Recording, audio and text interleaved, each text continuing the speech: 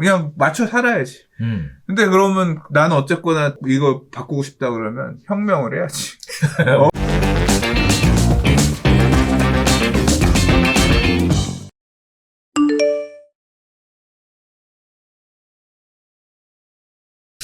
자, 두 번째 이야기 바로 넘어가겠습니다.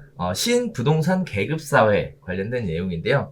개인적으로는 이 기사를 보면서 굉장히 씁쓸했습니다. 자, 평균 30억, 상위 2%만 배불린 현 정부에 관련된 이야기입니다. 자, 상위 2%가 5억 늘 때 하위 30%의 자산은 0에 수렴했다는 겁니다. 20대는 상위 2%가 20대 부동산 자산의 40%를 독식했다. 집값 상승에 자산이 늘어나서 부자가 더 부자가 됐다. 부동산도 세습이 이루어지고 있다라는 얘기입니다. 상위 2%와 하위 30%를 비교했는데요. 거주 지역, 주거 형태, 주택 유형, 평균 부동산 자산, 그리고 학력 얘기까지 나왔어요. 자, 부동산 부자들은 자산은 계속 불어나고 그 자산을 바탕으로 임대 소득을 올렸다고 합니다. 자녀 교육에도 투자해서 대를 이어 부동산 부자가 되는 길을 열어주지만 반면에 하위 30%의 삶은 굉장히 어려웠다고 하는데요. 특히 문재인 정부 들어 급격한 집값 상승으로 상위 2%의 자산 집중도는 더욱 심화돼서요. 상위 2%의 부동산 자산이 3년간 5억 원 증가할 때 하위 30%는 늘기는커녕 오히려 제로 상태로 떨어졌다고 합니다. 부동산으로 신분이 정해지고 자녀에게 세습되는 신계급사회, 부동산 양극화가 우리 사회의 현 주소다라는 안타까운 소식입니다. 자, 상위 2%의 부동산 부자를 이번 통계에서 이렇게 정의를 했더라고요. 수도권 40평 이상 자가 아파트에 거주하며 연평균 1억을 버는 대졸 이상 학력의 60대 남성으로 정의했습니다. 수도권 40평 이상 자가 아파트에 거주하며 연평균 1억 이상을 버는 대졸 이상의 학력의 60대 남성을 상위 2% 부자로 정의를 했는데요. 상위 2% 가구의 평균 부동산 자산은 지난해 3월 기준 30억 7,600만 원이고요. 이들의 부동산 자산을 모두 합치면 전체 가구가 소유한 자산의 19.25%라고 합니다. 부동산 부자들의 80%가 서울, 경기 등 수도권에 거주하고 학력도 높다라고 하는데 상위 2% 가운데 대학원 출신은 27%, 4년제 대학 졸업이 41% 정도 됐다고 합니다. 반면에 하위 30%는 지방 15에서 26평 아파트에 월세로 거주하며 연평균 3,700만 원을 버는 고졸 60대 남성을 그 표본으로 삼았는데요. 자, 모든 제외에서 부동산 부자들과 정확하게 정반대편에 서 있습니다. 자, 이들의 평균 부동산 자산은 제로고요. 고등학교 졸업이 과반인 하위 30%와 대조를 이루고 있는 상황입니다. 자, 이번 부동산 상승장을 통해서 상위 2%와 하위 30% 가구의 부동산 자산 격차가 급격하게 벌어졌다고 하는데요. 상위 2%의 평균 부동산 자산이 2017년 25억 2,100만 원에서 3년 만에 5억 5,500만 원이 상승했습니다. 집값 상승의 영향이라고 하고요. 반면에 중산층은요. 같은 기간 안에 1억 5,900만 원에서 1억 6,100만 원으로 불과 200만 원, 즉 1.26% 증가하는 수준이었다는 반면 하위 30%는 안타깝게도 제로인 상태라고 합니다.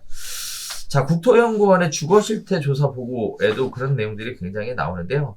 네, 소득 하위 가구의 자가 보유율이 2014년 50%에서 지난해 46.9%로 떨어졌다고요. 이것도 굉장히 의외의 대답이죠. 최근 소득 대비 집값과 임대료가 모두 올라서 오히려 소득 수준이 낮으신 분들에게는 부담이 더욱 늘어났다라는 내용입니다. 이처럼 소득 하위 가구의 자가 보유율이 왜 떨어졌는지 이따가 한번 이야기 나눠보도록 하겠고요. 한편으로는 개발 사업으로 인한 매각을 통해 재구매를 했어야 되는데 재구매를 하지 못한 이유도 포함되어 있지 않을까라는 생각도 좀 듭니다. 그 외에도요, 소득 구조의 차이, 그 다음에 부동산 자산 및 학력에 대한 부분, 교육비 지출에 대한 부분들이 계속 언급되고 있는데요. 상위 2%의 대부분은 근로소득보다 부동산에서 나오는 임대소득이 대부분을 차지한다고 합니다. 자, 그 외에도 교육비 지출 관련된 부분인데요. 땅 부자가 엘리트가 되기에 유리한 셈이다라고 얘기해요. 왜 자녀들에게 투자하는 투자 금액이 교육비가 연 1,351만 원이라고 하는데요. 반면에 좀 학력 수준이 안 좋으신 분들은 436만 원이다. 이런 식으로 표현을 하고 있습니다. 자, 과거에는 부동산과 교육이 계층 상승의 도구로 중산층 형성에 도움이 됐다. 그러나 이제는 반대로 부동산이 없으면 자녀 교육조차 제대로 시킬 수 없고 교육을 받지 못해서 부동산 구매조차 어려워지는 구조가 고착화되고 있다라는 안타까운 모습을 보여주고 있습니다. 자, 20대도요. 이 부분들이 통계에 여실히 드러나는 게 부동산 자산 상위와 하위 간의 격차가 커져서요. 지난해 기준 20대 가구주 중 상위 2%는 전체 20%가 부유한 부동산 자산의 41.17%를 소유했다라는 겁니다. 즉 부의 대물림이 이루어지고 있다라는 거죠. 거기에 따라 20대들의 불안감이 굉장히 커져가고 있다라는 건데요. 자, 보면 소득에 대해서도 굉장히 차이를 보이고 있어요. 임대사업 소득이 가장 중요하다라는 얘기. 또 요즘 아이들의 꿈이 금수저로 태어나는 거다. 뭐 이런 식의 이야기들도 하고 있는데 안타까운 모습입니다. 자, 이쯤에서 아마 시청자분들도 이런 생각을 하실 것 같아서 제가 좀 여쭤보고 싶은 게 자녀분들에게 재산을 물려줘야 되겠다. 혹시 이런 생각을 하시는지 이것도 좀 궁금하고요. 평평 다 쓰고도 다 못 쓴다면 물려줄 생각이 있는 건지 이런 생각도 좀 궁금한데요. 자, 어쨌든 지금 현재 뭐 시청자분들께서 관련된 부분에 대해서 생각이 있는 부분들은 여기 너무 길어. 알아. 부동산 얘기는 알아. 네, 그래서 그런 부분들이 있어요. 자, 그래서 소득에 대한 부분, 교육에 대한 부분부터 총망라해서 지금 쭉 설명을 했는데 네. 기사가 내용이 좋아서 불가피하게 많이 좀 집어넣습니다.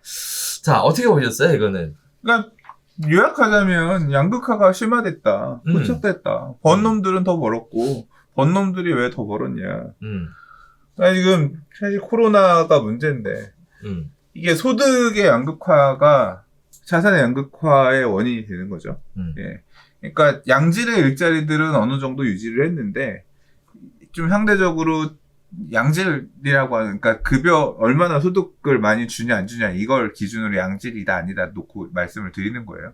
일이 별로 좋다 안 좋다 이 얘기가 아니라. 네. 그러니까 고소득자들은 소득이 유지되는 반면 한편 이 코로나 이후에 자영업자들이라든가 굉장히 그러니까 안 좋아졌잖아요. 가게의 어떤 영위를 하기에 소득들이 되게 감소한 경우들이 많잖아요. 일자리들도 없어지고. 그러니까 그런 부분들이 소득 측면에서는 여실하게 드러난 거고. 그러니까 그래서 소득의 양극화가 되게 명백하게 되게 드러났다. 이제 지금 그게 나타나는 거고. 그 과정에서는 뭐 코로나만 있는 게 아니라 뭐 최저임금제니 굉장히 많은 여러 가지 정책들이 다 영향을 끼쳤다고 생각해요.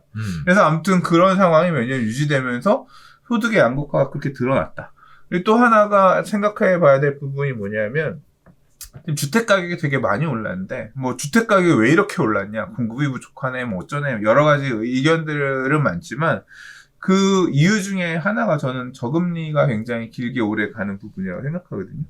금리가 되게 낮으니까 자금 융통하기도 부담이 예전에 막 금리 7%, 6%, 8% 할 때랑은 차원이 다르게 부담이 적기 때문에 대출도 더 많이 갖다 쓸 수 있었고 그런 저금리 기조가 오랫동안 이어지는 게 상대적으로 실물 자산 가격이 고평가되는데 이게 원인을 제공했다고 생각해요. 이제 그런 부분, 그래서 결국 뭐냐면 그 덕을 봐서 고소득자들, 부동산을 깔고 있었을 수 있었던 사람들. 그러니까 이번에 뭐 부동산을 여러 개 사서 돈 대박 벌었어. 그런 사람들도 있지만, 그냥 그거 아니라 그냥 나 집 한 채, 옛날에도 집 한 채, 지금도 집 한 채인데, 갑자기 이번 상승장에 집값이 엄청 올라서 내 자산이 엄청 커져서 이런 사람들도 많거든요. 그러니까 결국은 지금 지난 몇 년간의 환경이 그냥 부동산을 깔고, 좋은 지역의 부동산을 깔고 있었던 사람은 그만큼 더 많이 자산을 늘어나는 영향을 끼쳤고, 네. 상대적으로 비교열이 있었던 지역의 부동산을 가진 사람은 좀 덜 올랐고, 그걸 가질 수 없었던 분들 같은 경우는 완전히 나락으로 갔고, 그러니까 벼락거지가 됐다는 말이 나올 정도로, 그냥 그게 이제 그런 어떤 여러 가지 경제 정책, 그리고 경제 상황 등에 따라서 내가 어느 위치에 있느냐에 따라 많이 차이가 난 거죠. 소득의 양극화, 가지고 있었던 보유했었던 자산의 양극화 이런 부분들이 되게 지난 몇 년간 굉장히 심화됐다. 그게 지금 뭐 이런 식의 결과로 나타났다. 인 것 같아요. 이런 부분들이 바뀔 수 있을까요? 저는 개인적으로 내가 열심히 살면 뭔가 상황이 달라질 수 있을 거다. 이런 식의 생각들을 많이들 하는데 이런 기사가 나오면 사실 뭐 굉장히 무너지는 것 같아요. 멘탈 자체가. 왜 그러냐면 여기 보면 이런 얘기가 나와요. 소득 구조의 차이에 관련된 얘기가 나오는데요. 2019년 부동산 상위 2%의 연평균 근로소득은 3,373만 원이래요. 그래서 전체 소득의 35.7%를 차지하는데요. 상위 2에서 5%의 근로소득은 3,604만 원이래요. 다시 얘기하면 상위 2% 안의 근로소득이 상위 2에서 5%의 근로소득보다 작다는 거예요. 다시 얘기하면 일을 열심히 해서 근로소득으로 수익을 버는 게 아니라 부동산 임대소득으로 수익을 버는 게 더 크다라는 거죠. 그 임대소득으로 수익을 버는 게 더 크다 그러면 나도 뭔가 열심히 노력을 해서 바뀌려면 임대소득이 많아야 한다. 이렇게도 볼 수 있을 것 같은데요. 이거는 어떻게 보세요? 별로 그냥 말장난 같은데요. 그래요? 네. 말장난도 아니고 그냥 억지로 끼워 넣어서 해서 아니 그렇게 따지면 사업을 하면 되지. 사업소득으로 가면 임대소득보다 훨씬 많이 벌 수 있는데 요새 20대들 인스타 같은 거 마케팅 잘해가지고 떼돈 버는 사람들도 얼마나 잘 나오고 얼마나 세상이 바뀌는 세상에서 기회를 잡아서 성공해 나가는 사람이 많은데 임대소득은 쉽나? 어디? 그렇지. 나 지금 건물주 아니야. 나도 못해. 임대소득을 어떻게 해? 갈 수 있는 길이 아니잖아. 애초에 자본주의 사회에서 부가 세습되는 게 허락되어 있는 이 체제인데 그런 식의 어떤 자기가 벌어서 건물주가 되고 자기가 벌어서 한 사람도 있지만 물려받은 사람들도 있잖아요. 출발선이 달라. 그런 집에서 태어난 사람들이랑 나랑 같을 수가 없지. 뭐 그거 때려 부숴야 돼? 아까 어떻게 하면 그러면 극복할 수 있나요? 방법은 두 가지지. 내가 졸라 열심히 하고 또는 내가 열심히 하는데 운이 좋아서 성공해. 그래서 내가 많은 소득을 낼 수 있고 뭐 내가 잘 풀리면 잘 되면 부의 소위 말하는 추월 차선에 올라타서 추월해서 갈 수 있는 길도 있는 건데 그게 안 되면 그 기대하는 만큼의 삶을 못 사는 거지. 그냥 맞춰 살아야지. 근데 그러면 나는 어쨌거나 뒤집어 이거 바꾸고 싶다 그러면 혁명을 해야지. 뭘 또 혁명해? 공산 혁명을 하든 사회주의 혁명을 하든 그러니까 그거는 사람마다 생각의 차이죠. 그렇게 다 때려 엎어야 된다고 생각하는 분들도 계신 것 같아. 옛날에는 그거를 이제 말 그대로 나라를 뒤집어 엎어야 된다 뭐 이거였다고 하면 요새는 이제 또 그런 생각을 가지신 분들이 많이 붕치면 제가 생각할 때는 그래요. 옛날에는 말 그대로 때려 부숴서 뭘 어떻게 하는 그런 거였다고 하면 지금은 국회에 다수 그런 생각을 가진 사람들이 다수 생각 점령을 하고 그 다음에 그와 관련된 법안을 만들고 저는 옳다고 생각하는 게 아니에요. 뭐 이제까지 별별 수다에서 여러 번 얘기했지만 지금 추진하고 있는 도시공공주택 복합 사업이라든가 개인들 땅을 그냥 국가가 쉽게 뺏어갈 수 있게끔 하는 어떤 이런 막 나가는 법들이 만들어지면서 별 제재도 없고 그 당하는 사람들은 피눈물 흘리고 앞으로 어떤 난리가 날지도 모르는데 이런 어떤 과정들 국가의 권력들이 강해지고 개인이 뺏길 수 있는 어떤 그런 위기감이 커지고 이런 거 자체가 다 결국은 제가 우려하는 상황으로 가는 모습 중에 하나거든요. 이미 가고 있는 건지도 모르지. 또 사람들이 그걸 더 원하고 바라고 있는 건지도 모르고 또 원하고 바라는 이유가 지금 말씀하셨던 것처럼 이런 양극화가 심해지는 부분. 그래서 와 나는 저 사다리를 올라타고 가기 힘들겠구나. 사다리 걷어차는 정책들이 되게 많았다고 결과적으로 부작용으로 많았다고 하잖아요. 그런 것처럼 이제 이분들의 분노가 다시 어떤 그런 입법들의 원동력이 되고 있는 건지도 모르고 하는 거죠. 뭐 성공을 위해서는 사실 전통적으로 계속 이어왔었던 얘기들이 있긴 있죠. 뭐 가장 크게 선생님도 말씀하셨다시피 사업소득이 가장 좋은 거다. 그 다음에 임대소득이다. 뭐 그 다음에 근로소득이다. 이런 식의 순서들이 정해져 있어요. 그래서 어떻게 보면 사업소득이라는 부분 가장 큰 수익을 만들 수 있는 부분이니까, 이런 계층에 뭐 사다리를 걸어쳤다, 뭐 어쩌고저쩌고에 대한 거는 내가 바꿀 수 있는 부분이 아니잖아요. 그래서 사업소득적인 부분들을 어떻게 하면 늘려나갈 수 있을지를 먼저 한번 고민해 보시는 것도 나쁘지 않을 것 같아요. 고민 누구나 다 하고 싶지. 그게 왜? 쉽지가 않으니까 그렇지. 네오비는 사업소득 어떻게 늘릴 거예요? 매일 고민하죠. 고민은 하지. 그러나 그게 어디 그렇게 쉽나? 그럼. 그래서 늘어나고 있잖아. 그래. 고민을 하고 있으니까. 매일 중요한 건 저는 개인적으로 그런 생각이 들어요. 뭐 이게 이 방송을 보시는 분들이 이제 어느 정도 다 연령대가 좀 있을 거라고 생각을 하는데, 뭐 끊임없이 뭔가 기회를 찾아서 노력하는 사람은 특별하게 큰 실수를 하지 않는 이상 지속적으로 꾸준하게 조금씩 성장을 하는 것 같아요.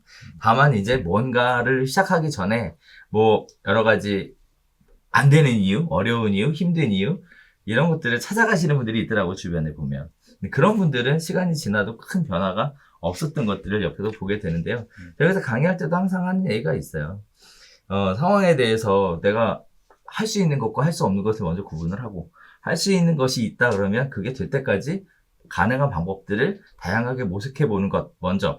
그리고 나서 제일 중요한 거는 그 모색한 부분들을 과연 실행에 옮길 수 있느냐 없느냐가 더 중요하지 않냐, 이런 얘기들을 계속 말씀을 드리는데, 그러다 보니까 사실 우리 그 뉴비 수강생이셨던 많은 분들이 잘하세요. 네, 나가셔서. 네, 사업소득이죠. 철저하게. 네, 근로소득이 아니라. 자, 그런 부분들이 있었던 것도 사실입니다. 자, 어쨌든 지금 오늘 기사가 굉장히 좀 길어서 중간에 좀 쪼개려고 생각을 했었는데 그냥 밀고 갔습니다. 밀고 갔더니 뭐라고 하네, 또 길다고. 네. 토요일 방송은 저희 보통 11시에서 12시 정도 시작하는데, 오늘은 제가 아침에 좀 센 쇼를 해가지고 차가 오다가 기름이 앵꼬 나서 길에서 서가지고 네. 아무튼 조금 늦었어요. 보통 한 12시 정도 시작하는 거 보시면 됩니다. 네네. 네.